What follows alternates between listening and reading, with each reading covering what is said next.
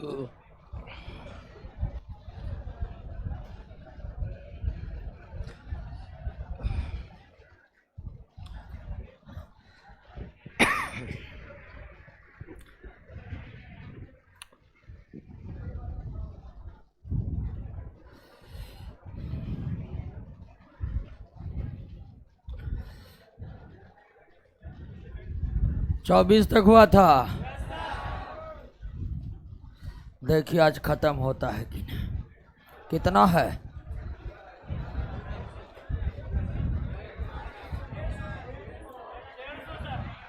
150 है। अच्छा,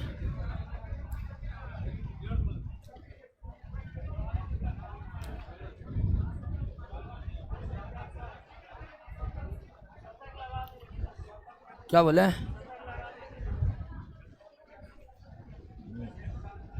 शतक हम तो लगाइए सकते हैं शतक, लेकिन हमारे लगने से कुछ होने वाला थोड़े है। जरूरत है कि आप प्रश्नों को समझें और उसको याद रखें।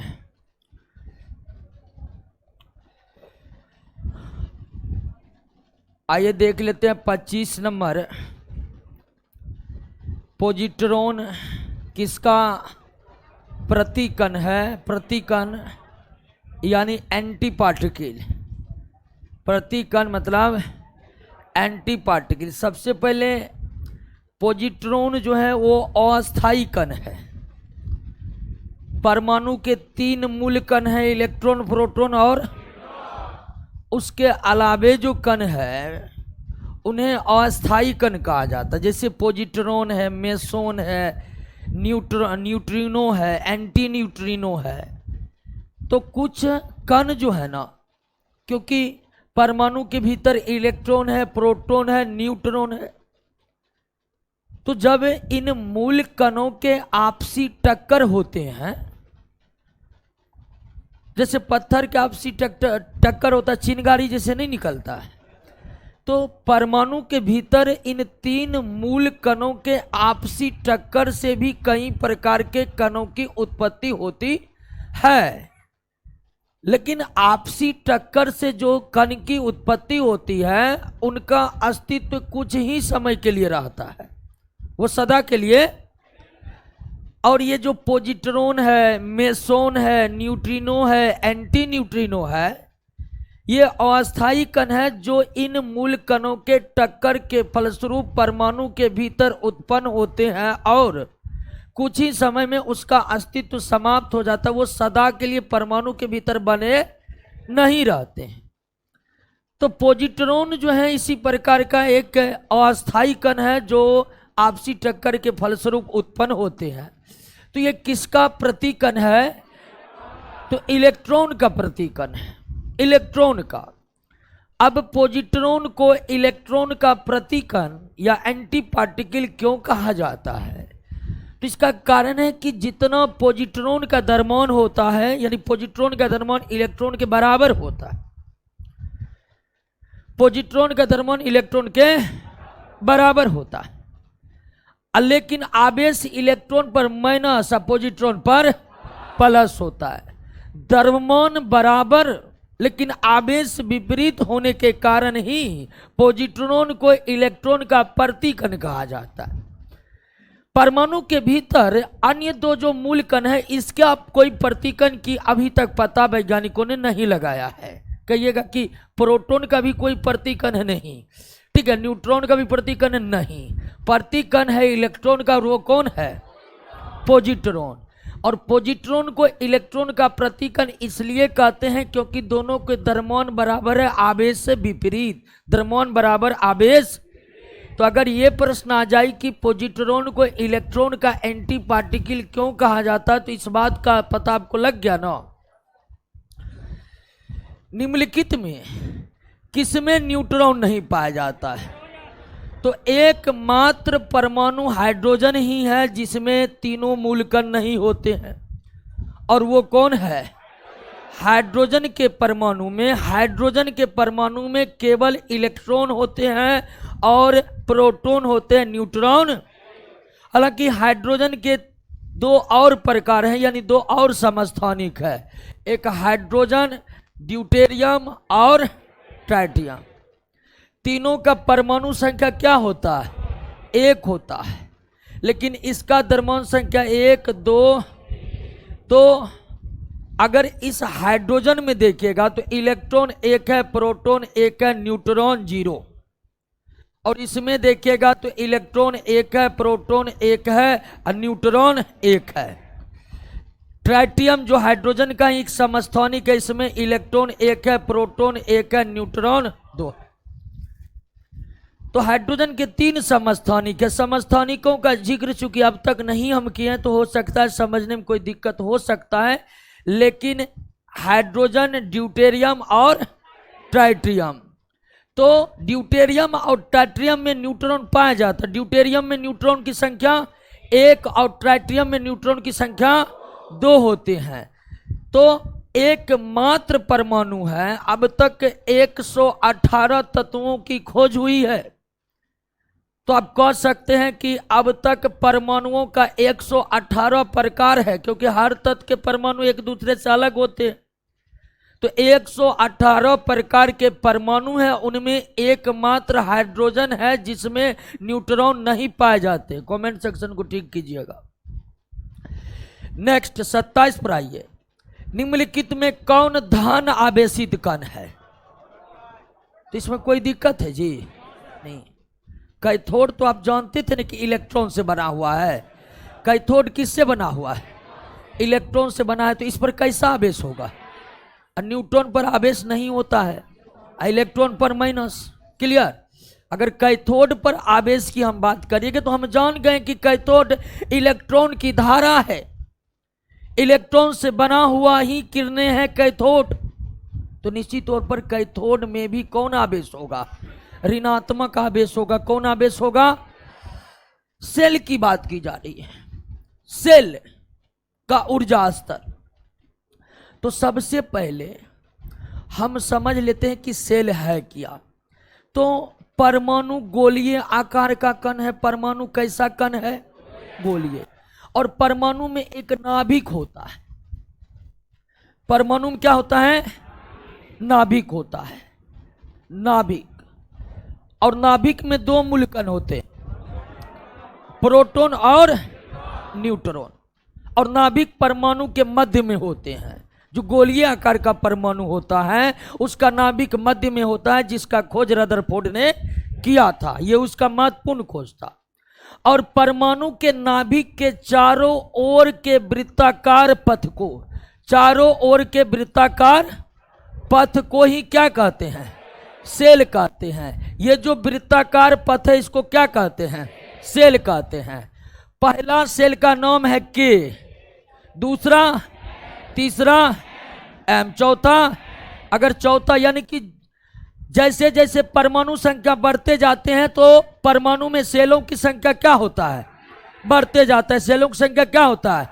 बढ़ते जाता है। तो पहला सेल है के, दूसरा है, तीसरा है और चौथा होगा OPQR, आगे बढ़ते जाएगा।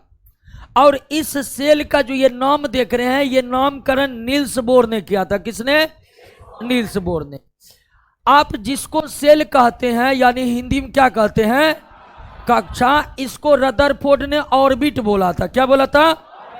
यानी रदरफोर्ड ने जो अपना एटॉमिक मॉडल पेश किया था, रदरफोर्ड ने अपने एटॉमिक मॉडल में नाभिक के चारों ओर के वृत्ताकार पथ को सेल नहीं कहा था, बल्कि क्या कहा था?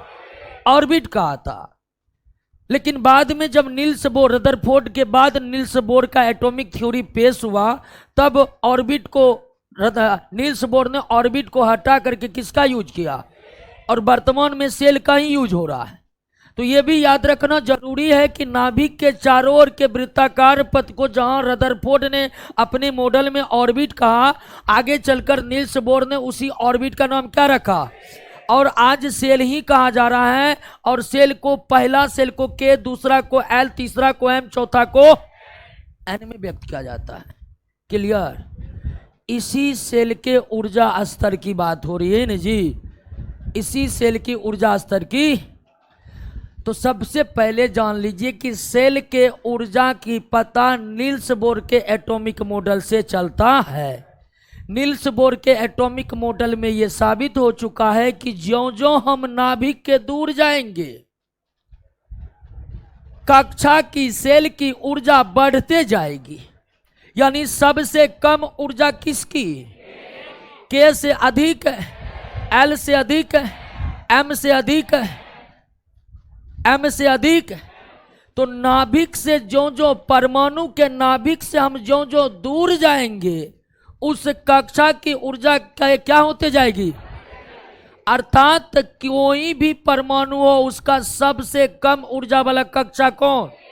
क्योंकि कोई भी परमाणु ले, उसका पहला कक्षा तो के ही होगा, तो इसकी ऊर्जा सबसे कम होती है और बाह्यतम कक्षा की ऊर्जा सबसे ज्यादा होगी। जैसे इस परमाणु का बाह्यतम कक्षा कौन है? तो इस परमाणु में सबसे कम ऊर्जा के सेल का सबसे अधिक, कोई दूसरा होगा जिसमें एन भी होगा, ओ भी होगा। तो जो बाह्यतम कक्षा होती है परमाणु की, उसकी ऊर्जा सबसे अधिक, और जो पहली कक्षा के होती है उसकी ऊर्जा सबसे। और इस बात की जानकारी किससे चलता है?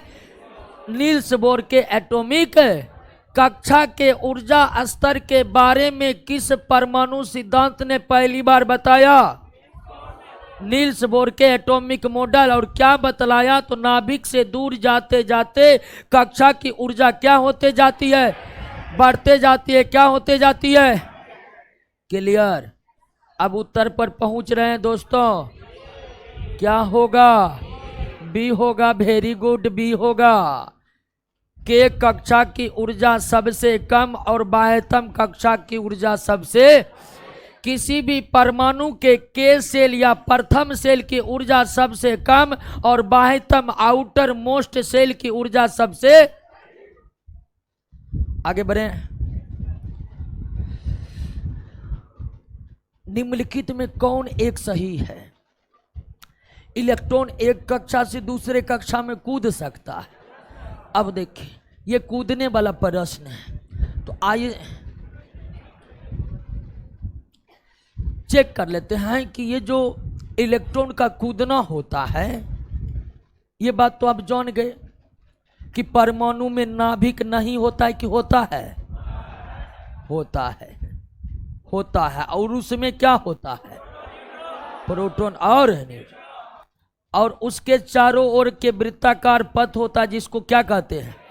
सेल कहते हैं। क्या कहते हैं? पहला सेल को के और दूसरा को एल। अब के एल कहने का कोई विशेष मतलब नहीं है, ठीक है। अब नील्स बोर ही अपने एटॉमिक मॉडल में बताए हैं। वैसे भी आप जान लीजिए, सेल के बारे में व्यापक जानकारी नील्स बोर के एटॉमिक मॉडल से ही आया है। नील्स बोर के एटॉमिक मॉडल से यह साबित हुआ है कि इलेक्ट्रॉन निम्न से उच्च कक्षा की ओर जा सकता है। निम्न कक्षा मतलब जिसकी ऊर्जा कम है, और उच्च कक्षा मतलब जिसकी ऊर्जा ज्यादा है। उदाहरण के और एल में के निम्न कक्षा होगा, एल उच्च कक्षा हो जाएगा। फिर के एल एम में के निम्न कक्षा, एम उच्च कक्षा हो जाएगा। या एल और एम अगर होगा तो एल निम्न कक्षा, एम। तो इलेक्ट्रॉन जो है वह निम्न कक्षा से उच्च कक्षा में जा सकता है, उच्च कक्षा में जा सकता, कोई दिक्कत नहीं है। लेकिन कैसे जाएगा? क्योंकि उच्च कक्षा मतलब ऊर्जा अधिक है और निम्न कक्षा मतलब ऊर्जा। तो इलेक्ट्रॉन कम ऊर्जा वाले से अधिक ऊर्जा में जाएगा, तो उसे कुछ ऊर्जा का क्या करना पड़ेगा? अवशोषण करना पड़ेगा। क्या करना पड़ेगा? इलेक्ट्रॉन निम्न कक्षा से उच्च कक्षा जा सकता, लेकिन तब जब इलेक्ट्रॉन कुछ ऊर्जा को क्या करे? अवशोषित करे। ऊर्जा अवशोषित करेगा तब न वह उच्च कक्षा जाने लायक बनेगा। हैं? तो वही बात है कि निम्न कक्षा से उच्च कक्षा इलेक्ट्रॉन तब जाएगा जब वो ऊर्जा का, इसके विपरीत इलेक्ट्रॉन उच्च कक्षा से निम्न कक्षा में भी जा सकता। और आप यहां जान गए कि यहां इलेक्ट्रॉन को कुछ ऊर्जा क्या करना पड़ेगा? उत्सर्जन करना पड़ेगा, क्योंकि उससे निम्न कक्षा में जाना है, कम ऊर्जा वाले कक्षा में जाना है। तो कम ऊर्जा वाले कक्षा में जाएगा, वो है खुद अधिक ऊर्जा वाले में, तो उसके पास भी अधिक ऊर्जा है, तो इसीलिए कुछ ऊर्जा को वो क्या करेगा, त्याग करेगा, तो वो कहां चला जाएगा। तो इलेक्ट्रॉन एक कक्षा से दूसरी कक्षा जा सकता है, कोई दिक्कत नहीं है। लेकिन निम्न कक्षा से उच्च कक्षा इलेक्ट्रॉन तब जाएगा जब वो ऊर्जा का क्या करेगा, अवशोषण करेगा। उच्च कक्षा से निम्न कक्षा तब जाएगा जब वो ऊर्जा का उत्सर्जन करेगा। अब मान लीजिए आपको प्रश्न इसी से पूछ दे कि इलेक्ट्रॉन ने ऊर्जा का अवशोषण कर लिया है तो किधर जाएगा, ऊर्जा का अवशोषण कर लिया तो किधर जाएगा, ऊर्जा का उत्सर्जन किया है तो। क्लियर हो गया, बात को समझ गए। बहुत लोग कहते थ्योरी नहीं हुआ है, इससे ज्यादा अब क्या होगा बताइए। अब पढ़िए तो पढ़िए। रंजीत कुमार रजनीश सिंह, क्या होगा, सभी सही है। चलिए, इसमें तो ऑप्शन डी को हाईलाइटेड कर दिया है, पढ़ लिए ना। इलेक्ट्रॉन एक कक्षा से दूसरे कक्षा में कूद सकता है, बिल्कुल कूद सकता है, अंदर से बाहर और बाहर से, अर्थात निम्न से उच्च, उच्च से निम्न। बी, इलेक्ट्रॉन आंतरिक कक्षा, अंदर में जो कक्षा उसकी ऊर्जा कम होगी। आंतरिक से बाहरी का भी मतलब हुआ निम्न से उच्च, कूदता तो ऊर्जा का अवशोषण होता है। यस, इलेक्ट्रॉन बाहरी कक्षा मतलब क्या, बाहर का जो कक्षा होगा उसकी ऊर्जा ज्यादा होगा, अंदर के कक्षा की ऊर्जा कम होगा। तो उच्च ऊर्जा वाले क्षेत्र से निम्न ऊर्जा का तो ऊर्जा का उत्सर्जन होता है। बिल्कुल सही। सब ऑनलाइन वाले दोस्तों का भी डी आ रहा है एकदम।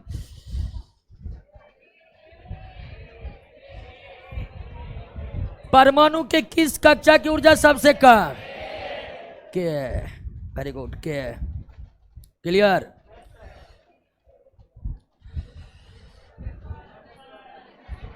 एक कक्षा में इलेक्ट्रॉन की अधिकतम संख्या किस सूत्र के द्वारा, जहां n बराबर कक्षा की, और ये भी बात नील्स बोर के एटॉमिक मॉडल से ही आया है, ठीक है। के लिए n का मान कितना होता है, 1, l के लिए n का मान 2, के एल m के लिए n का मान 3, n के लिए n का मान 4, क्लियर। तो एक कक्षा में इलेक्ट्रॉन की अधिकतम संख्या किस सूत्र से प्राप्त की जाती है, तो 2n² से।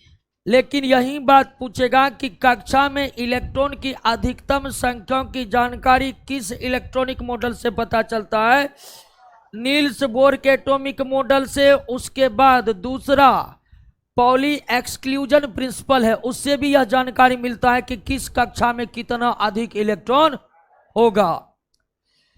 लेकिन पहली बार कक्षा में इलेक्ट्रॉन की संख्या को निर्धारित नील्स बोर का ही एटॉमिक मॉडल किया। अब नील्स बोर कर दिया, नील्स बोर को पता था कि सेल में इलेक्ट्रॉन होते हैं, लेकिन जैसे जैसे खोज हुआ कि पता चला कि सेल के अंदर जो है ना, जैसे सेल के हो गया, एल हो गया, एम, तो नील्स बोर किसको खोजा, सेल को। अपना थ्योरी में सारी बात बता दिया। अब कुछ ही समय के बाद पता चल गया कि सेल के अंदर होते हैं क्या, सब सेल होते हैं, जिसको S P D F indicate करते हैं। नील्स बोर थोड़ा थोड़ा फॉलो करने लगा, क्योंकि इसका अंदाजा वो लगाया नहीं था। और उसके बाद आया हाइजेनबर्ग जैसे विद्वान, कहाँ है आप, सब सेलों के अंदर है ऑर्बिटल, ठीक है, ऑर्बिटल, उस ऑर्बिटल में इलेक्ट्रॉन चक्कर काट रहा है। तो आप जो पढ़ रहे कि इलेक्ट्रॉन सेल में होते हैं, तो वास्तविकता है या नहीं है, वास्तविकता है कि सेल के अंदर क्या है, और सब सेल के अंदर क्या है, उस ऑर्बिटल में है क्या, इलेक्ट्रॉन। सब सिद्धांत इधर से उधर हो गया जब इतना बात खुला, ठीक है। उसके बाद सबको बुला के लाइए, आइए हाइजेनबर्ग साहब, नील्स बोर कौन है, आइए। ये तो अलगे कंडीशन हो गया है, किसी का थ्योरी जो है इतनी बात बता ही नहीं रहा था। तब आया एक मैक्स प्लांक, कहा कि ये सब वैज्ञानिक उतना नहीं बता पाएगा, हम निकाल रहे हैं अभी क्वांटम नंबर, ठीक है। तब मैक्स प्लांक के क्वांटम नंबर का, मैक्स प्लांक का एक सिद्धांत है जिसको प्लैंक कांस्टेंट कहते हैं। उस प्लैंक कांस्टेंट के विस्तृत अवधारणा में क्वांटम नंबर का सिद्धांत आया, और जब क्वांटम नंबर का सिद्धांत आया तब जाकर पूरी बात क्लियर हुई कि इलेक्ट्रॉन कहाँ कहाँ पर है। क्वांटम सिद्धांत का जिक्र हम आपके सामने बृहद रूप में नहीं कर पाएंगे, उसका कॉन्सेप्ट थोड़ा डीप है और आपको उतना जरूरत भी, जितना जरूरत होगा उतना है क्वांटम नंबर क्वेश्चन में भी। आगे बढ़े, लेकिन इलेक्ट्रॉन की वास्तविक स्थिति आप जान गए ना। सेल के अंदर क्या है, और सब सेल के अंदर ऑर्बिटल। ध्यान रखिएगा, रदरफोर्ड ऑर्बिट शब्द का यूज किया था, ऑर्बिटल का नहीं। रदरफोर्ड किसका, रदरफोर्ड ने सेल को ही क्या कहा था, ऑर्बिट। तो ये नाम में आप ये नहीं सोचेंगे ये तो रदरफोर्ड तो ऑर्बिट बोल दिया था, नहीं, ऑर्बिटल है ये। आगे बढ़े, अब आपसे पूछेगा कि एम सेल में कितने इलेक्ट्रॉन होते हैं, 3। सेल में, ध्यान रखिएगा, सेल में इलेक्ट्रॉन की यह क्या है, अधिकतम संख्या है। यह भी ध्यान रखिएगा, कोई भी सेल में न्यूनतम 1 इलेक्ट्रॉन भी हो सकते। ये 2n² इलेक्ट्रॉन की अधिकतम संख्या बता रहा। तो m सेल में इलेक्ट्रॉन की अधिकतम संख्या क्या होगी, तो m के लिए n बराबर 3, तो 3 3 9 दूनी, तो m में इलेक्ट्रॉन की अधिकतम संख्या 18 होगी, न्यूनतम तो 1 भी हो सकता। आगे बढ़े, आइए दोस्तों 32 नंबर पढ़िए तो।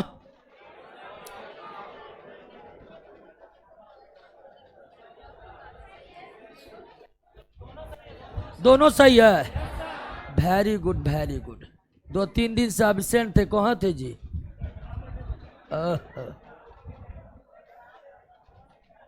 दोनों सही है ना।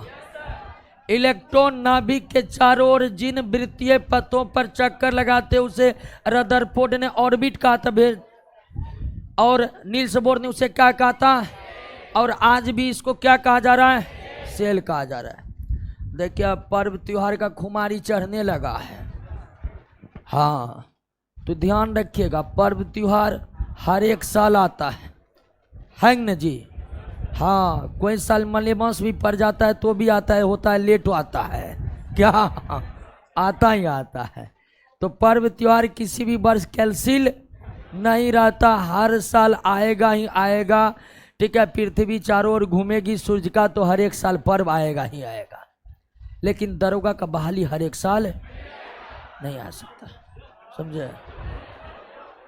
तो आप जब पर्व मना रहे होंगे तो आप देखिएगा, बहुत नहीं होता है कि पर्व आ रहा है, पर्व आ रहा है, इतना उत्साह में चला आता है कि बस अगला साल तो अब कैंसिल हो जाएगा, यही साल मौका है कि हम मना ले, ठीक है। तो इस खुमारी में नहीं रहना है। अभी आपका कर्तव्य, हाँ दिवाली है, दिवाली है, 250 ग्राम लड्डू खा के खरीद के खा लेंगे, हो गया, दिवाली हो गया। अब तो बम पटाखा भी लोग कम फोड़ा करते हैं, क्या, हाँ। अब तो गांव सब में जो एक घर छोड़कर दूसरा घर में हार्ट अटैक डायबिटीज होता है, क्या लोग फटाखा फोड़ेगा। गांव में भी आप देखिएगा, सर्वे कीजिएगा, पता चलेगा 2 घर के बाद एक घर में डायबिटीज है, उनके यहाँ हार्ट का पेशेंट है, उनके यहाँ ये है, ठीक है। का मतलब पहले के ज़माने में जितने पटाखे फूटा करते, तो आज फूट जाए तो पता चलेगा गाँव में जो है या शहर में जो हार्ट अटैक हो गया है 10-15 का, क्या। तो ये तो अलग बात है, एक समाज में पटाखा फोड़ने की प्रथा धीरे धीरे जा रही है और अच्छी बात है, नहीं तो आज बहुत मुश्किल हो जाता। तो पर्व आ रहा है, लेकिन आपका कर्तव्य होगा क्वेश्चन रटना, क्वेश्चन रटना। और जब भी आप अभी तैयारी करें, आप बोलिए ना आप पीटी का तैयारी कर रहे हैं, बहुत कहोगे थ्योरी नहीं पढ़ेंगे क्या होगा, ठीक है, और उतना टेंशन में आ जाए कि 2 दिन पढ़ भी नहीं करता है, ठीक है। तो अभी आपका तैयारी यही है कि जितने अधिक से अधिक प्रश्नों से आप अवगत होते चले। पीटी निकलेगा, पीटी तक आप सारे प्रश्नों से अवगत हो गए, तो उसके बाद मेंस के लिए हल्का बहुत थ्योरी पढ़ना पड़ेगा, तुरंत मेरिट बनेगा। और 33 पर आइए, किसी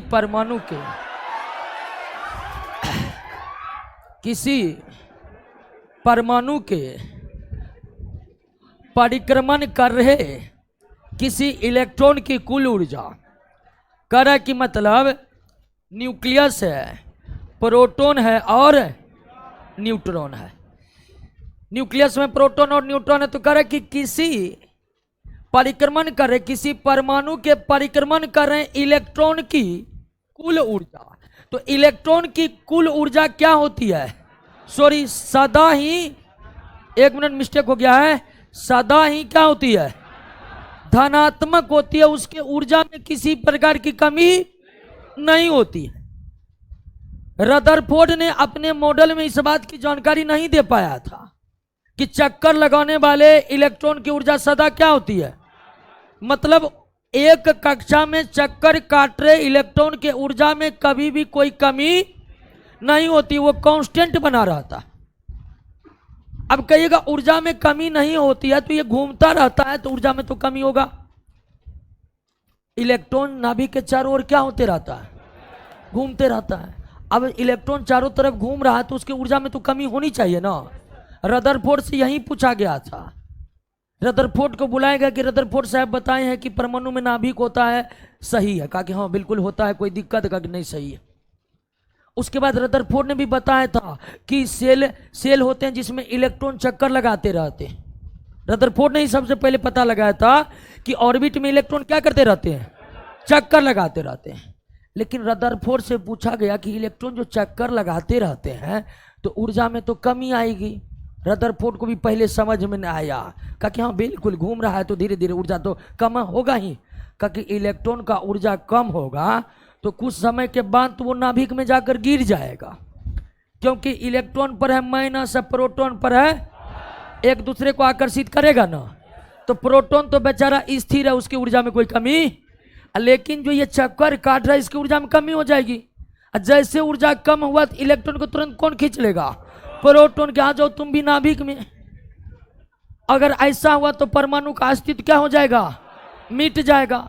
रदरफोर्ड से यही बात पूछा गया। रदरफोर्ड साहब आप बतला रहे हैं कि ऑर्बिट में इलेक्ट्रॉन चक्कर काट रहा है, तो आप ये बताइए कि इलेक्ट्रॉन चक्कर काट रहा है तो उसकी ऊर्जा में कमी होगी? रदरफोर्ड का यस यस कमी होगी।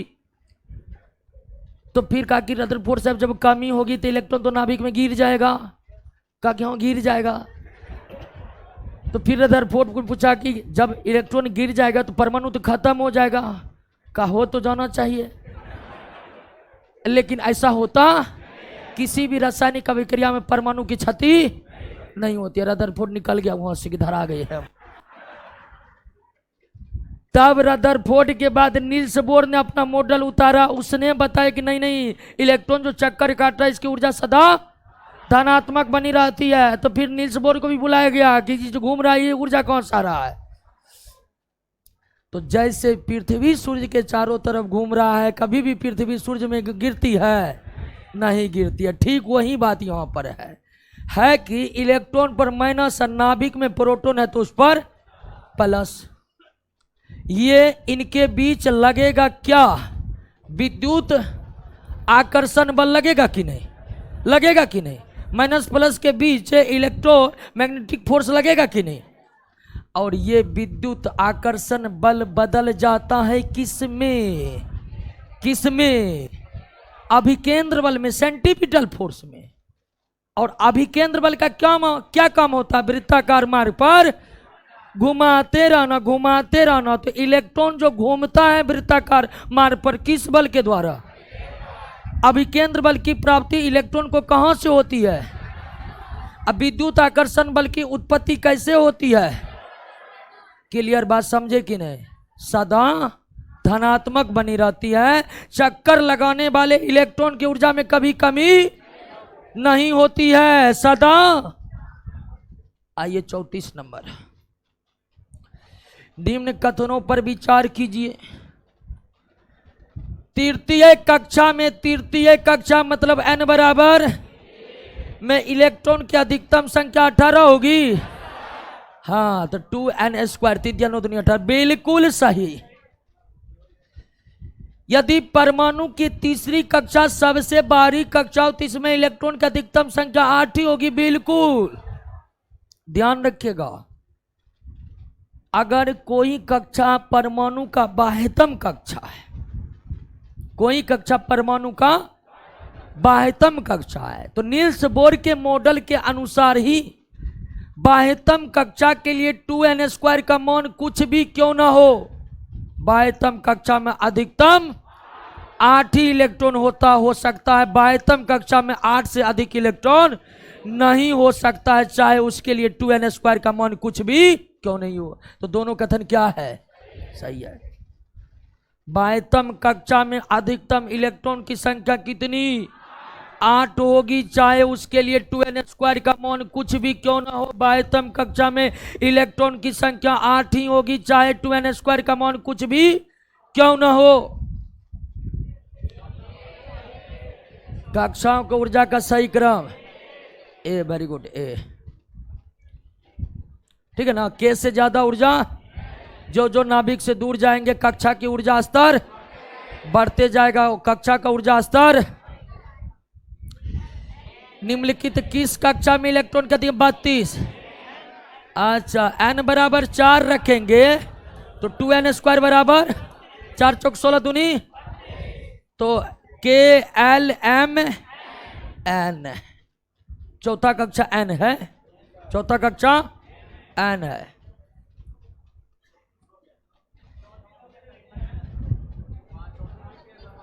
ओहो, ये मिस्टेक काहे हो जाता है। 32 एक का कर विकास कुमार कर 33 का आंसर गूगल पर कुछ और दे रहा है। ओ अरे गूगल की है, गूगल को तोप है जी। छोड़िए गूगल पर, हम पूरा रिसर्च करके आते हैं कौन उत्तर सही होगा। मानवीय भूल के कारण कभी कभी इधर उधर हो सकता है, लेकिन उत्तर के लिए कोई संशय नहीं रखी। हाँ, अब गूगल पर गूगल थोड़े कुछ बता, गूगल तो वेबसाइट पर न पहुंचाता है, इसलिए गूगल पर उत्तर खोजने से पहले आप देख लीजिए कि वो उत्तर कौन वेबसाइट दे रहा है। आजकल वेबसाइट का भरमार है, घरे घर वेबसाइट बनाया जा रहा है। हाँ, जिसको देखिए वही ज्ञान दे रहा है गूगल पर। 37 नंबर, वह कण जो न्यूक्लियन किसे कहते हैं। देखिए, परमाणु के न्यूक्लियस प्रोटॉन और न्यूट्रॉन होता है। परमाणु के न्यूक्लियस, जिसको हिंदी में नाभिक कहते हैं, उसमें प्रोटॉन और न्यूट्रॉन रहता है, प्रोटॉन और न्यूट्रॉन रहता है। और प्रोटॉन पर कौन आवेश, प्लस आवेश। और 2 प्रोटॉन एक दूसरे को क्या करेगा, प्रतिकर्षित करेगा ना। हम जानते हैं समान आवेश एक दूसरे को क्या करते हैं, प्रतिकर्षित करते। तो सबसे पहले ध्यान दीजिए कि न्यूक्लियस में पाए जाने वाले प्रोटॉन और न्यूट्रॉन का सम्मिलित नाम है। जब भी न्यूक्लियन का जिक्र हो जाए तो समझिए प्रोटॉन और न्यूट्रॉन यानी कि नाभिक में उपस्थित मूल कणों का जिक्र हो रहा है। न्यूक्लियन का मतलब नाभिक में उपस्थित मूल कण। प्रोटॉन और न्यूट्रॉन को ही सम्मिलित रूप से क्या कहेंगे, न्यूक्लियन कहेंगे। अब मान लीजिए कि नाभिक में जितना परमाणु संख्या उतना प्रोटॉन। जैसे सोडियम का परमाणु संख्या 11, तो सोडियम के नाभिक में प्रोटॉन भी क्या, प्रोटॉन पर प्लस आवेश, वो एक दूसरे को क्या करेगा, प्रतिकर्षित करेगा। और प्रोटॉन एक दूसरे को प्रतिकर्षित करेगा तो वो नाभिक को फाड़ कर निकल जाएगा, इलेक्ट्रॉन को धकेलते हुए परमाणु से बाहर घूमने लगेगा, नहीं होगा। आप जानते हैं प्लस आवेश एक दूसरे को प्रतिकर्षित करते हैं, कूलम का नियम है, प्रूव्ड है। तो प्रोटॉन और प्रोटॉन एक दूसरे को क्या करेगा, प्रतिकर्षित करेगा कि नहीं करेगा। इसमें तो कोई दिक्कत नहीं ना, नहीं करेगा तो मतलब कूलम गलत है, लेकिन कूलम सही है। तो प्रोटॉन और प्रोटॉन एक दूसरे को प्रतिकर्षित करेगा, प्रोटॉन एक दूसरे को प्रतिकर्षित करेगा और नाभिक को फाड़ कर इलेक्ट्रॉन को धकेलते हुए परमाणु के बाहर। लेकिन ऐसा होता, क्योंकि इस समान आवेश को भी बांध कर रखता है कौन, मेसोन। कौन रखता है, हाँ, ये जो समान आवेश से एक दूसरे को प्रतिकर्षित नहीं कर पाते हैं, समान आवेश से एक दूसरे को प्रतिकर्षित नहीं कर पाते हैं, ये किसके कारण? मेसोन इन्हें बांध कर रखते हैं। तो वह कण जो न्यूक्लियन का मतलब आप समझे कि नहीं समझे? वह कण जो न्यूक्लियन को बांधे रखने का कार्य करता हुआ कौन है? मेसोन के खोजकर्ता कौन है? युकाबा। जो 11th क्लास में साइंस रखे होंगे वो पढ़े होंगे युकाबा पाई मेसोन थ्योरी। पढ़े हैं? नहीं पढ़े हैं तो कोई दिक्कत नहीं है, लेकिन आप 11th क्लास में एटॉमिक स्ट्रक्चर चैप्टर में जरूर यह थ्योरी पढ़े होंगे। और थ्योरी का नाम है युकाबा पाई मेसोन थ्योरी। तो युकाबा का एक थ्योरी, इसी थ्योरी में ये नाभिक के अस्थायी होने का प्रमाण पेश किए थे। नहीं तो प्रोटोन एक दूसरे को प्रतिकर्षित करता है। अब बहुत वैज्ञानिक जो है नाभिक को तोड़ने वाला सिद्धांत रेडी करके रख लिए थे कि नाभिक को तोड़वा देना है, ऐसा सिद्धांत पेश कर देते हैं। लेकिन उन्हीं के बीच में आ गया युकाबा पाई मेसोन थ्योरी। युकाबा पाई मेसोन थ्योरी, युकाबा पाई मेसोन थ्योरी जो है उसी के आधार पर पता चला कि परमाणु के नाभिक में प्लस प्लस आवेश होकर भी वो अस्थायी क्यों रहते हैं। तो मेसोन के खोज करता एक आदमी करे गूगल को बेगूसराय का लड़का हैक कर लिया। चलिए, बेगूसराय बहुत कुछ कर सकता है, बहुत पोटेंशियल है बेगूसराय में। ठीक है, 39 नंबर बेगूसराय को मिनी राजधानी बनाना चाहिए ना। 39 परमाणु के नहीं, फिर बेगूसराय को मिनी राजधानी बना देंगे, मुजफ्फरपुर वाला हल्ला करेगा कि हम ज़्यादा डेवलप्ड हैं। अब मुजफ्फरपुर बना दीजिएगा फिर पूर्णिया वाला हल्ला करेगा। हाँ, हम तो कोसी इलाका है का आधा महीना डूबले रहते हैं। 39 नंबर आइए। परमाणु के रदरफोर्ड मॉडल से निम्न में कौन सी जानकारी प्राप्त नहीं होती है? आपको टॉमसन वाला तरबूज मॉडल बताए थे। परमाणु संरचना के बारे में सबसे पहले जे टॉमसन ने एक तरबूज मॉडल दिया। रदरफोर्ड का जैसे मॉडल आया, तरबूज मॉडल अपने आप गलत साबित हो गया। तो रदरफोर्ड पहले वैज्ञानिक बने जिन्होंने परमाणु संरचना को सही समझाया। पहली बार उन्होंने ही बताया कि परमाणु में नाभिक होते हैं, उसमें प्रोटॉन और न्यूट्रॉन होते हैं। हालांकि न्यूट्रॉन का खोज रदरफोर्ड मॉडल के आने के बाद हुआ और उसके चारों ओर वृत्ताकार कक्षा होते हैं और इसमें इलेक्ट्रॉन क्या करते हैं? चक्कर लगाते हैं। लेकिन रदरफोर्ड के एटॉमिक मॉडल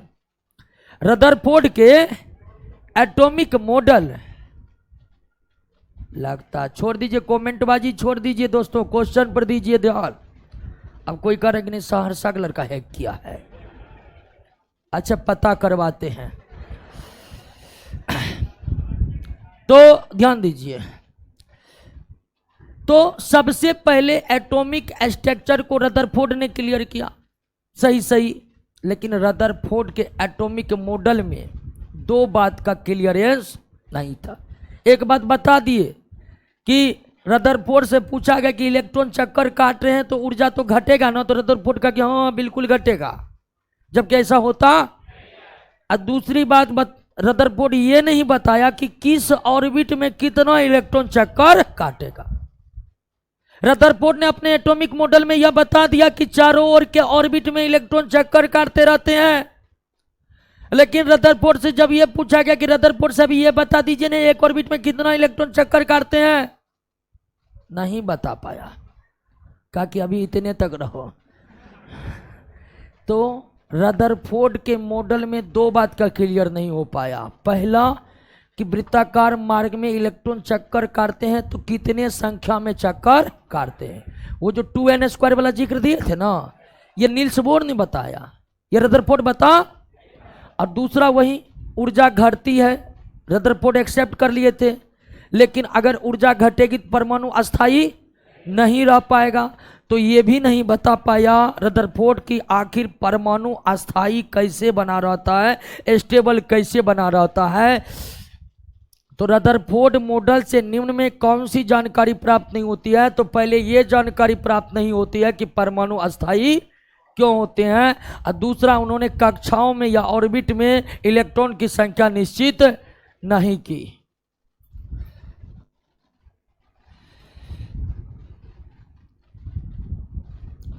नेक्स्ट, निम्नलिखित में कौन सा मूल कण का आवेश इलेक्ट्रॉन के विपरीत धर्मों समान होता? बताइएगा दोस्तों, कौन? पॉजिट्रॉन। यही कारण है कि पॉजिट्रॉन को इलेक्ट्रॉन का एंटी पार्टिकल कहते। इस क्वेश्चन में दिक्कत है, बता दिए थे ना कि आखिर पॉजिट्रॉन इलेक्ट्रॉन का एंटी पार्टिकल क्यों है? पॉजिट्रॉन इलेक्ट्रॉन का एंटी पार्टिकल क्यों है? किसी तत्व के नाभिक में उपस्थित प्रोटॉन की संख्या, किसी तत्व के नाभिक में उपस्थित प्रोटॉन की संख्या। सही बात है। परमाणु संख्या किस में इंडिकेट करते हैं? जेड में, याद रखिएगा। किसी तत्व के परमाणु के नाभिक में उपस्थित कुल प्रोटॉन की संख्या ही उस तत्व का। उदाहरण के लिए आपको याद होगा कि मैग्नीशियम का परमाणु संख्या 12 है। तो मैग्नीशियम का परमाणु संख्या 12 इसलिए है क्योंकि मैग्नीशियम के परमाणु के नाभिक में प्रोटॉन की संख्या 12 है। जैसे यूरेनियम का परमाणु संख्या कितना होता है? 92 होता है यूरेनियम का परमाणु संख्या। तो इसका मतलब है कि यूरेनियम के परमाणु के नाभिक में प्रोटॉन की संख्या कितना? परमाणु संख्या का संबंध किससे है? तत्व से। परमाणु संख्या किसका व्यक्त किया जाता है? आपसे बोल देगा कोई, आएगा कहेगा कि पीतल का परमाणु संख्या बताए। पीतल मिश्र धातु है, यानी क्या है?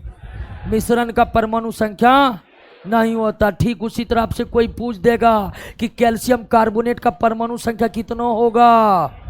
नहीं होगा, क्योंकि परमाणु संख्या में किसको व्यक्त किया जाता है? तत्व को व्यक्त किया जाता है। किसको? और अभी तक कुल कितने तत्व हैं? 118 तक, जिसमें परमाणु संख्या 1 किसका है? हाइड्रोजन का है। किसका है? अब परमाणु संख्या 118 ओगेनोसोन।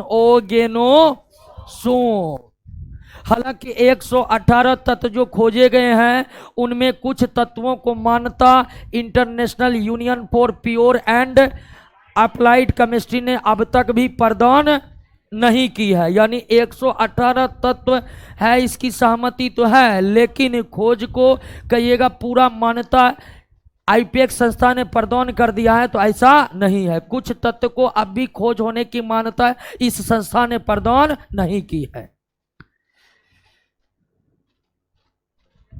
क्या? ओगेनोसोन ओजी, संकेत ओ, हाइड्रोजन का जेड। क्लियर? तो 118 तत्व को परमाणु संख्या 1 से लेकर 118। चलिए क्वेश्चन आ रहा है, पॉजिट्रॉन पीआर चार्ज अमाउंट भी सेम होता है इलेक्ट्रॉन के? समझ में नहीं आ रहा है। नेक्स्ट,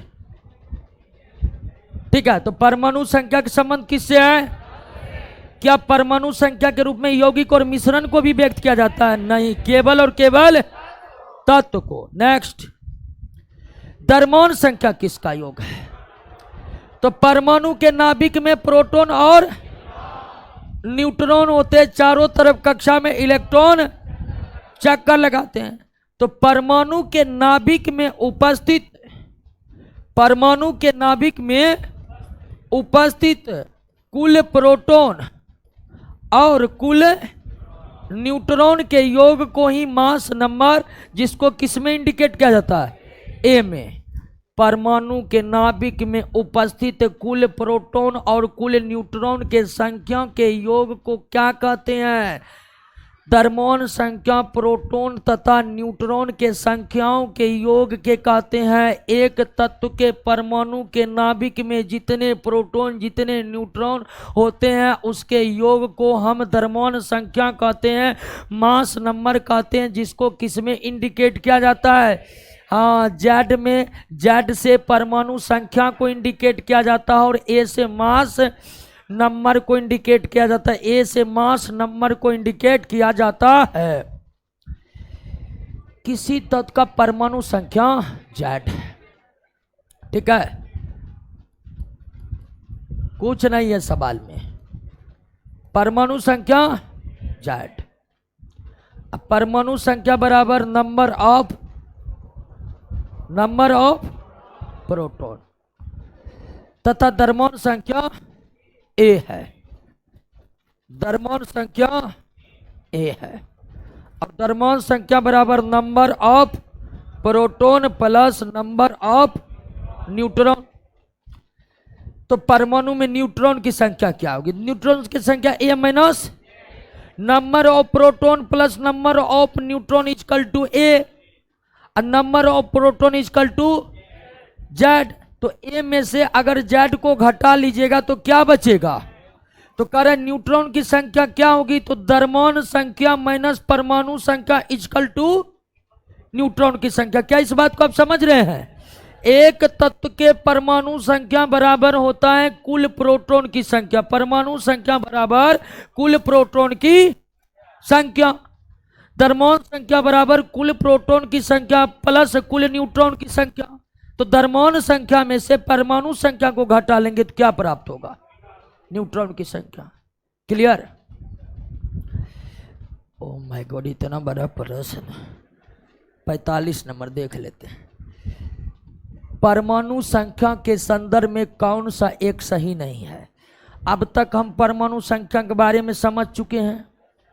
परमाणु संख्या से तत्व को इंडिकेट किया जाता है। किसको? यौगिक और मिश्रण का परमाणु संख्या से कोई संबंध। तो परमाणु संख्या किस पदार्थ का होता है? तत्व का।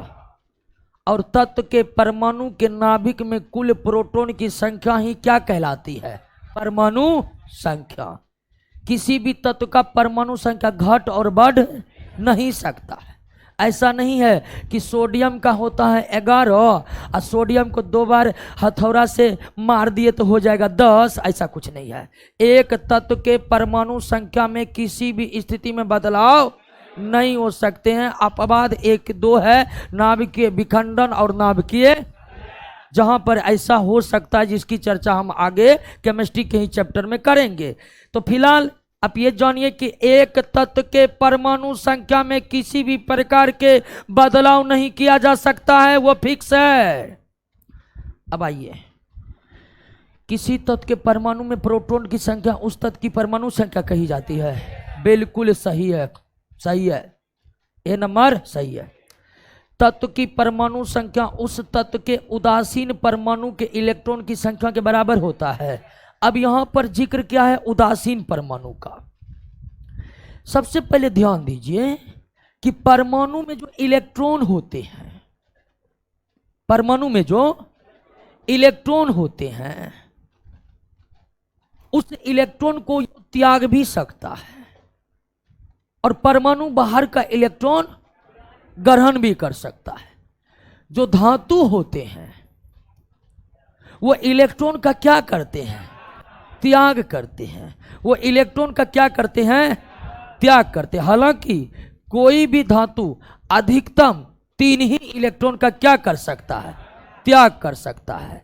और जब परमाणु पर आवेश उत्पन्न हो गया तब ये आयन कहलाता है। ये सोडियम आयन है, ये मैग्नीशियम आयन है, ये एल्युमिनियम आयन है।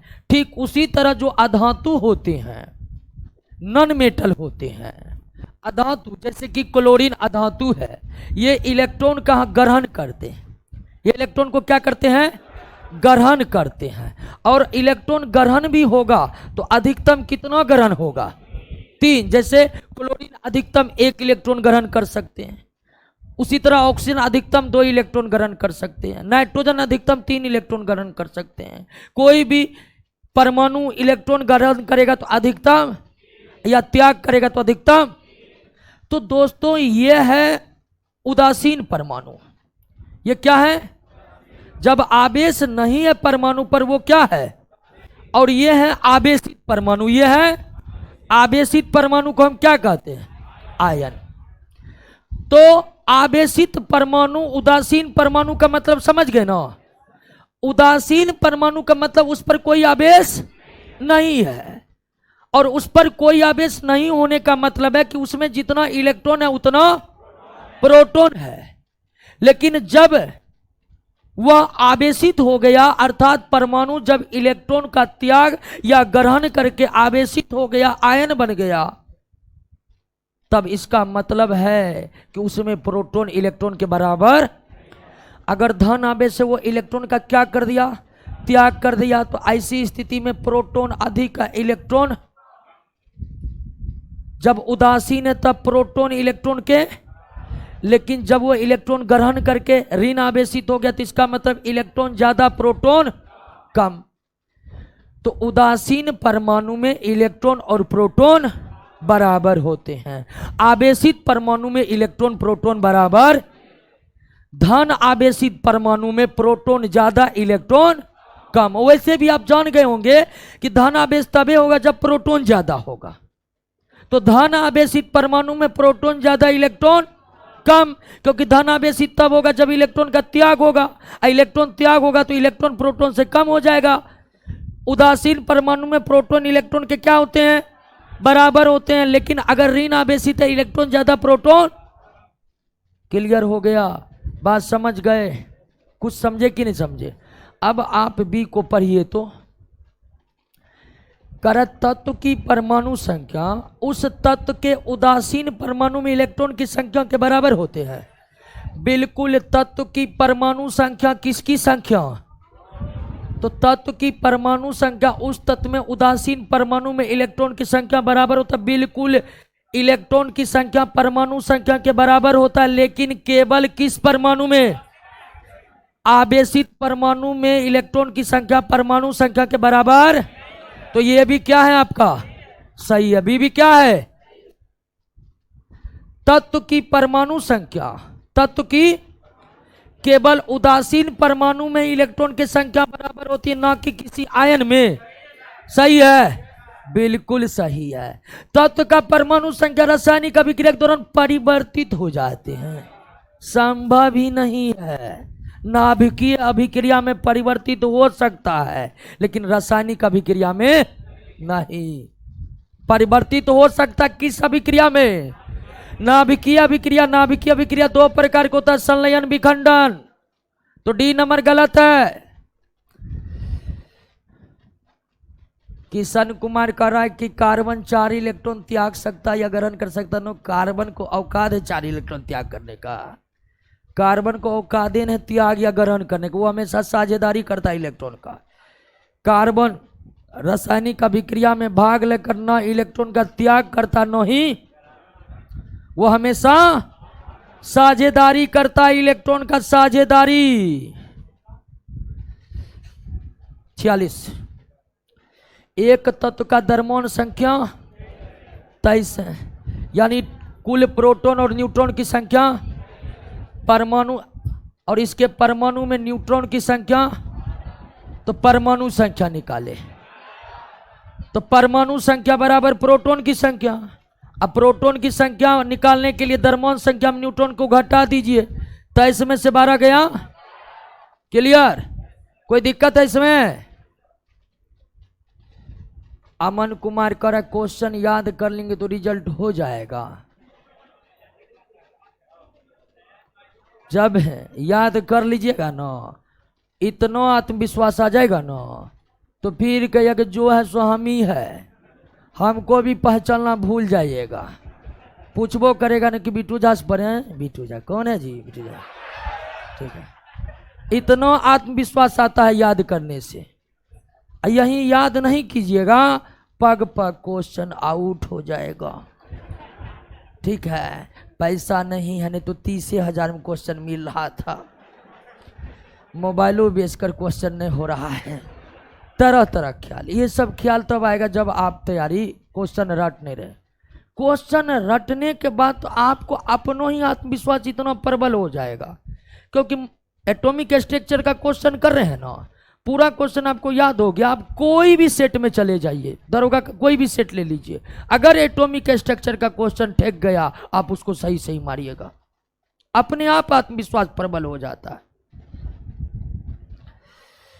एक परमाणु में इलेक्ट्रॉन की संख्या 8 है, प्रोटॉन की संख्या, तो परमाणु संख्या क्या होगी?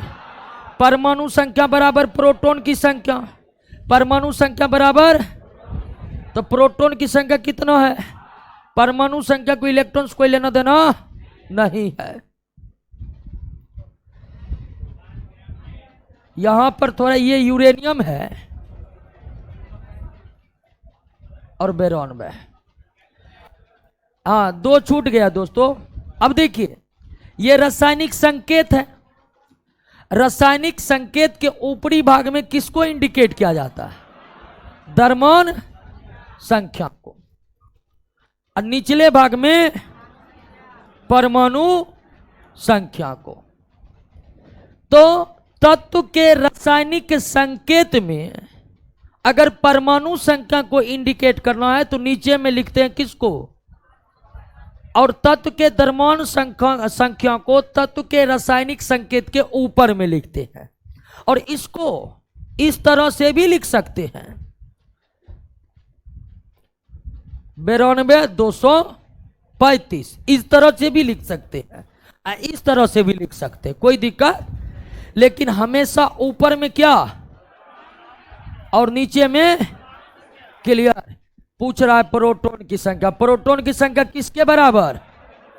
परमाणु संख्या के बराबर होता है। तो नीचे में क्या लिखा जाता है? परमाणु संख्या। नीचे में क्या लिखा जाता है? क्लियर। परमाणु संख्या Z एवं द्रव्यमान संख्या A, परमाणु संख्या द्रव्यमान संख्या A कि एक परमाणु में इलेक्ट्रॉन की संख्या क्या होगी? देखिए इलेक्ट्रॉन की संख्या किसके बराबर होता है? प्रोटॉन के। अब प्रोटॉन की संख्या किसके बराबर होता है? परमाणु। इलेक्ट्रॉन की संख्या प्रोटॉन के संख्या के बराबर होता है, लेकिन केवल उदासीन परमाणु में, आवेशित परमाणु में, हालांकि यहां पर तो आवेशित परमाणु की बात की नहीं गई है। तो इलेक्ट्रॉन बराबर होता है किसके? अब प्रोटॉन बराबर होता है किसके? तो इलेक्ट्रॉन बराबर होगा किसके? क्लियर।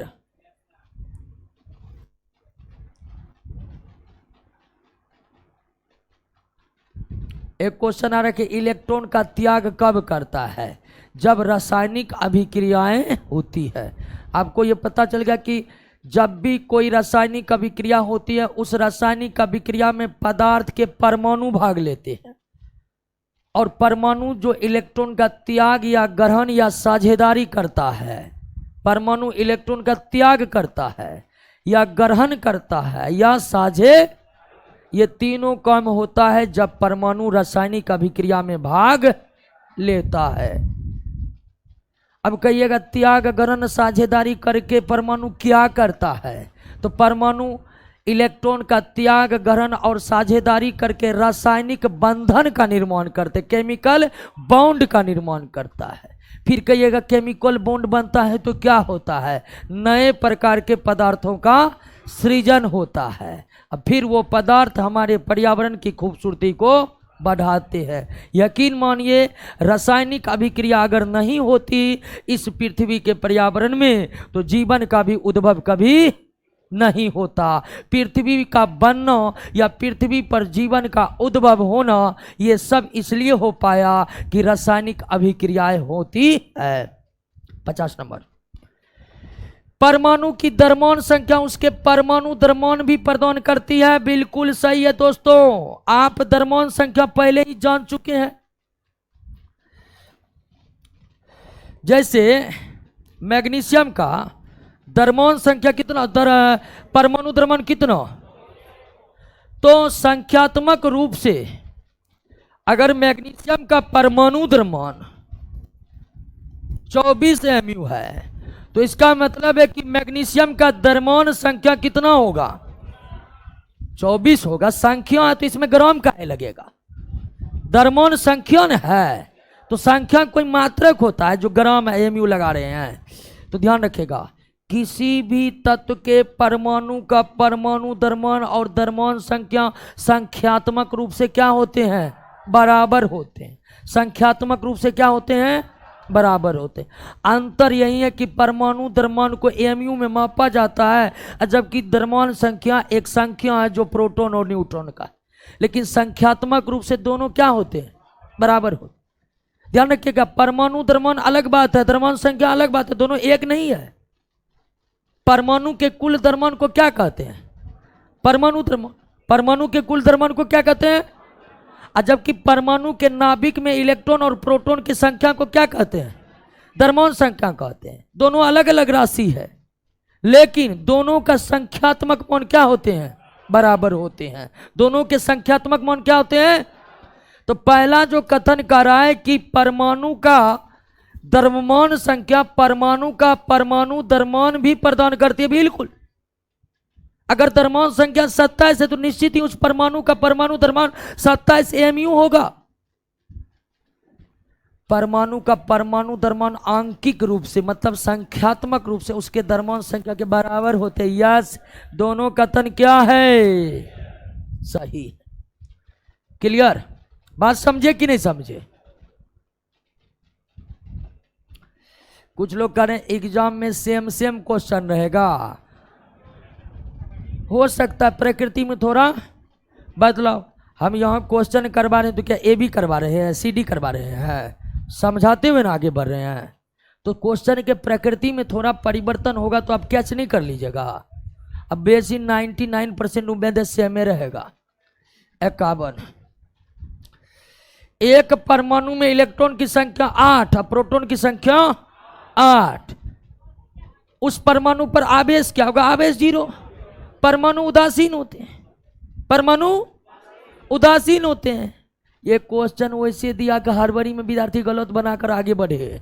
ठीक है, ये सब लिखने का कोई जरूरी है ये नहीं है कि इलेक्ट्रॉन 8 है और प्रोटॉन 8 है। ठीक है, सीधा पूछना चाहिए कि परमाणु पर क्या आवेश होता था। हम जानते हैं कि परमाणु में इलेक्ट्रॉन और प्रोटॉन की समान संख्या होने के कारण वह आवेश के रूप से न्यूट्रल होता, उस पर कोई आवेश। नेक्स्ट, प्रोटॉन इलेक्ट्रॉन, तो प्रोटॉन कितना? तो इलेक्ट्रॉन भी 13। एल्युमिनियम के नीचे में 13 है तो ये परमाणु संख्या, नीचे में परमाणु संख्या, ऊपर में द्रव्यमान संख्या, ऊपर में परमाणु द्रव्यमान नहीं है, ऊपर में द्रव्यमान। ये अलग बात है कि दोनों बराबर होते हैं संख्यात्मक रूप से, लेकिन ऊपर में परमाणु द्रव्यमान संख्या इंडिकेट है। नेक्स्ट, रेडियम के नाभिक में प्रोटॉन और न्यूट्रॉन। प्रोटॉन तो 88 होगा और न्यूट्रॉन बराबर A-Z। न्यूट्रॉन बराबर A- द्रव्यमान संख्या माइनस परमाणु संख्या, द्रव्यमान संख्या माइनस द्रव्यमान संख्या कितना? परमाणु संख्या 88 घटाइए हो 100। क्या होगा आंसर?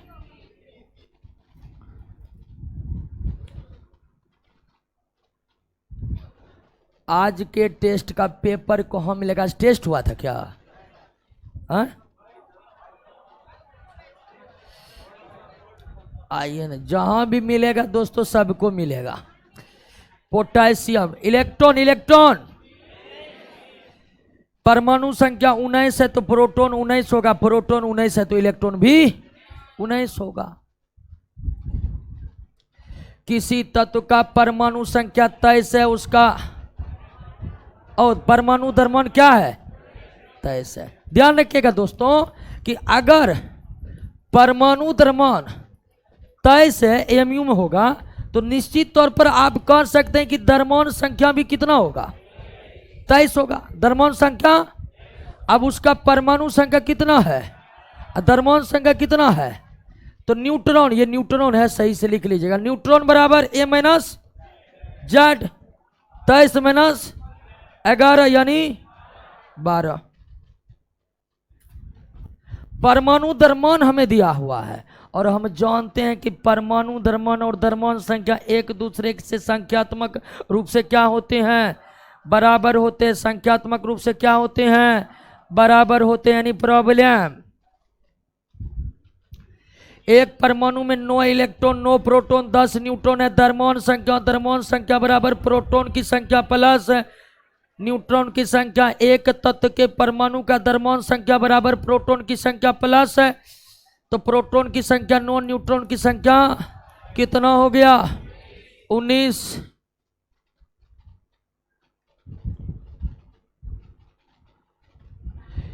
जिस तत्व के परमाणु में 2 प्रोटॉन 2 न्यूट्रॉन होगा, द्रव्यमान संख्या बराबर प्रोटॉन की संख्या प्लस न्यूट्रॉन की संख्या। प्रोटॉन भी 2 है न्यूट्रॉन भी 2 है, तो द्रव्यमान संख्या 4 हो जाएगा। एक तत्व का परमाणु में 19 प्रोटॉन 20 न्यूट्रॉन है। द्रव्यमान संख्या 20 9 20 प्लस 19 39 हो जाएगा। यूरेनियम यहां 238 वाला न्यूट्रॉन की संख्या, ऊपर में से नीचे को घटा लेते हैं, तो 238 में 29 घटेगा तो क्या होगा, ये उल्टा टाइपिंग 92 होगा यहां पर, ठीक है, ये मिस्टेक है दोस्तों, 92 है। यूरेनियम का परमाणु संख्या 92 होता है, सही। कितना आ रहा है, न्यूट्रॉन बराबर होता है ए माइनस ए ऊपर में जेड नीचे में। कितना आ रहा है, क्वेश्चन को सही कर लिए।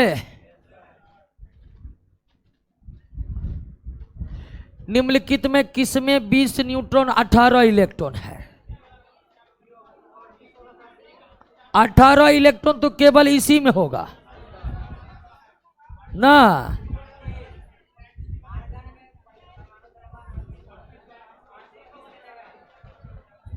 18, लेकिन 20 न्यूट्रॉन तो पूर्ण नहीं रहा है, तो इनमें से कोई नहीं। अगर प्रश्न को सुधार नहीं करेंगे तो कोई उत्तर होगा। ऐसे प्रश्नों को अब बदल भी देगा तो बनाने में दिक्कत होगा, नहीं होगा। तो फिलहाल अगर इलेक्ट्रॉन की बात करिएगा तो इसमें 18 प्रोटॉन है तो 18 इलेक्ट्रॉन होगा, लेकिन 33 में से 18 घटाइए तो कितना आ रहा है, 15 आ रहा है, तो ये नहीं होगा।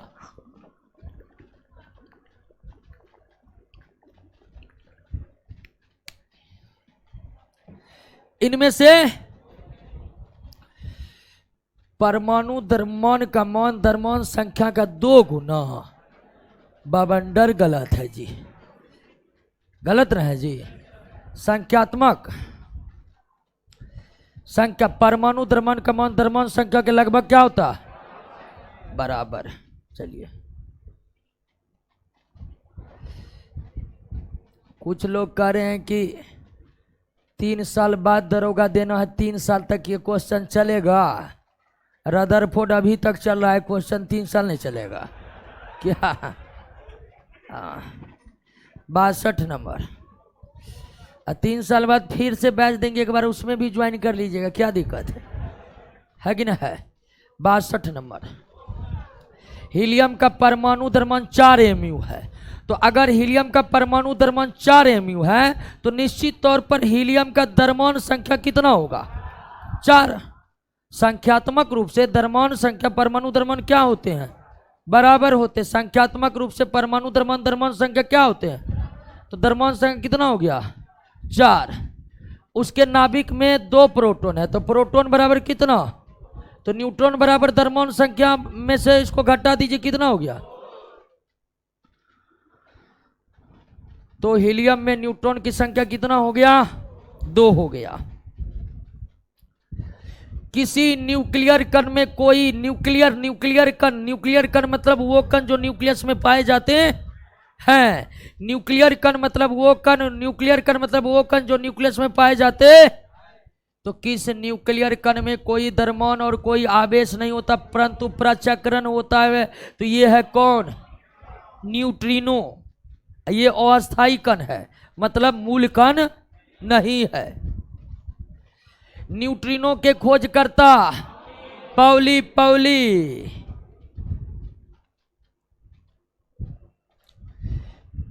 किसी तत्व के परमाणु भार से संबंधित निम्नलिखित कथनों में कौन एक कथन सर्वाधिक उपयुक्त है?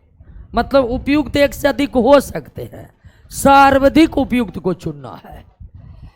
एक तत्व का परमाणु भार एक पूर्णांक होता है, नहीं दशमलव में भी हो सकता है।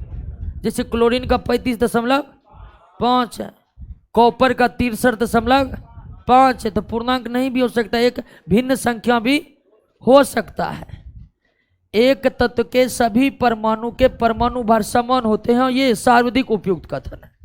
मान लीजिए सोडियम का परमाणु द्रव्यमान 23 MU होता है, तो सारे सोडियम के परमाणु का द्रव्यमान 23 MU न होगा, तो सर्वाधिक उपयुक्त कथन यही होगा। फिर भी सी और डी को पढ़ देते हैं आपके सामने। एक तत्व का परमाणु भार उस तत्व के परमाणु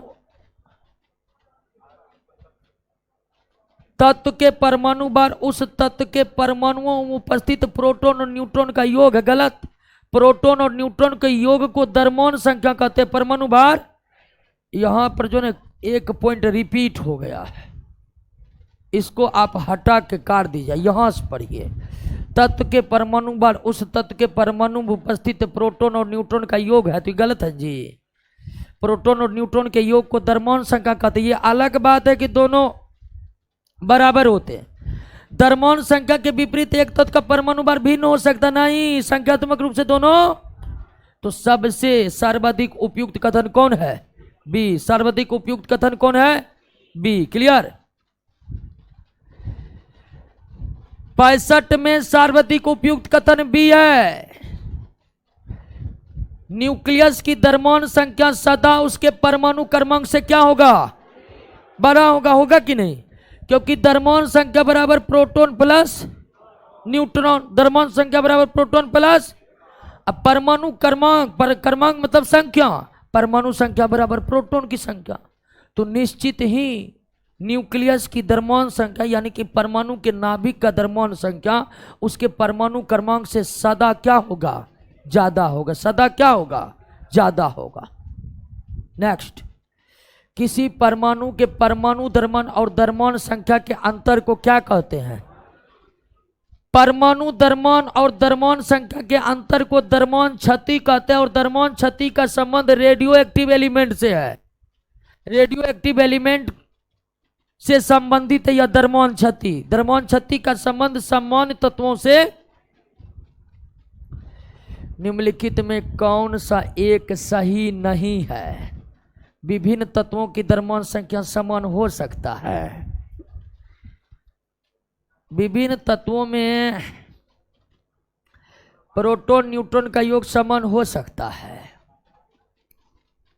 नहीं, ये तो गलती लग रहा है। विभिन्न तत्वों का द्रव्यमान संख्या समान नहीं हो सकता है।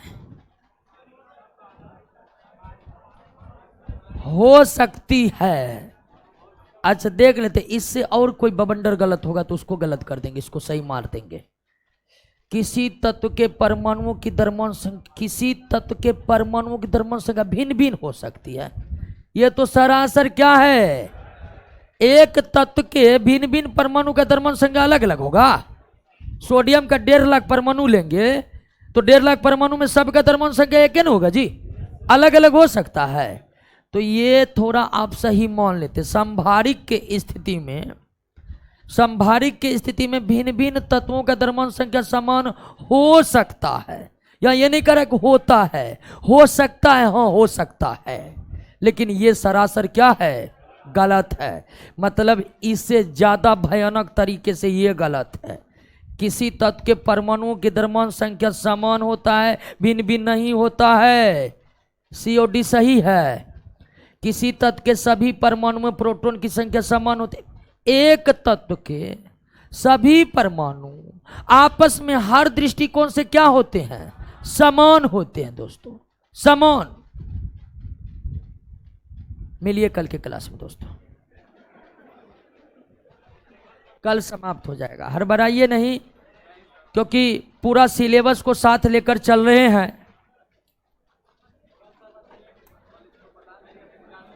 क्या क्वेश्चन को, इस क्वेश्चन को तो बताइए दिए विस्तार में। किसी तत्व के सभी परमाणु न्यूट्रॉन की भी संख्या सदैव समान होता है। करे कौन सही नहीं है? ये सही नहीं है, ये भी सही है, ये भी सही है, ये भी सही है, लेकिन ये सही नहीं है। बी नंबर सही नहीं है। 66 में हाइड्रोजन एक्सेप्शन होगा। हाँ, हाइड्रोजन एक्सेप्शन हो सकता है।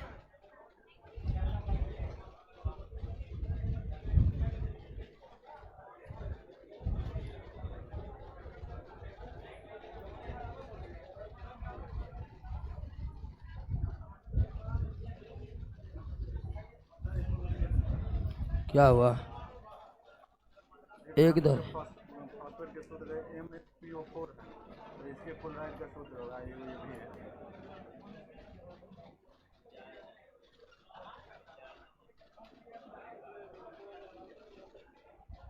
MH, ये हाइड्रोजन फॉस्फेट होगा जी।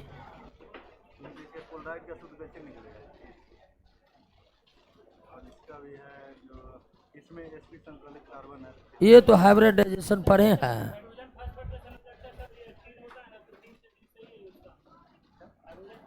नहीं समझे नहीं।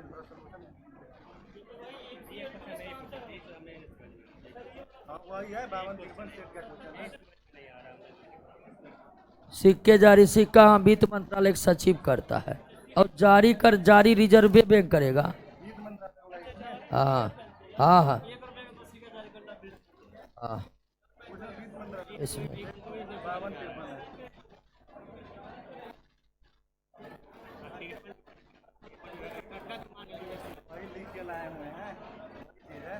हाइड्रोजन फॉस्फेट की तब। अच्छा, ये जो है ना हाइड्रोजन फॉस्फेट, ये हाइड्रोजन फॉस्फेट है और इसकी वैलेंसी कितना है? 2 है। ठीक है, इसकी वैलेंसी 2 होती है। अब ये रिएक्ट करके बनाया MHPO4। ओके, तो इसका भी वैलेंसी 2 है, इसीलिए दोनों का वैलेंसी क्या हो गया? गायब हो गया। तो ये M, ठीक है, क्लोराइड होगा तो क्लोरीन का सूत्र कितना होता है? M का कितना हो गया? 2, तो MCl2। यहाँ पर याद रखने के ये है हाइड्रोजन फॉस्फेट जिसकी वैलेंसी 2 होती है। हाँ, क्या हुआ? नहीं समझ में आया? अच्छा,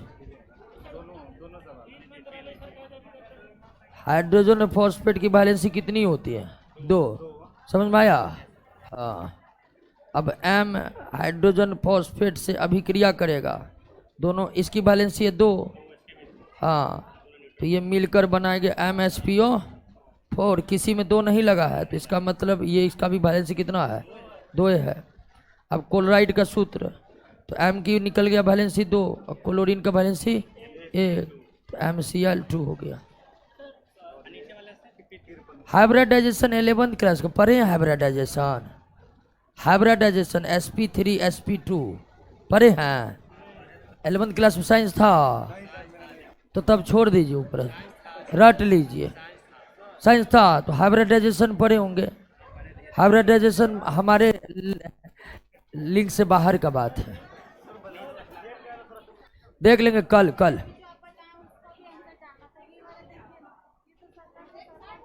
हाँ, सतह ये गलत दिया है। हाँ, गलत दिया। चलिए, आज बहुत बता दिए, अब गला दर्द कर रहा है, कल बताएंगे।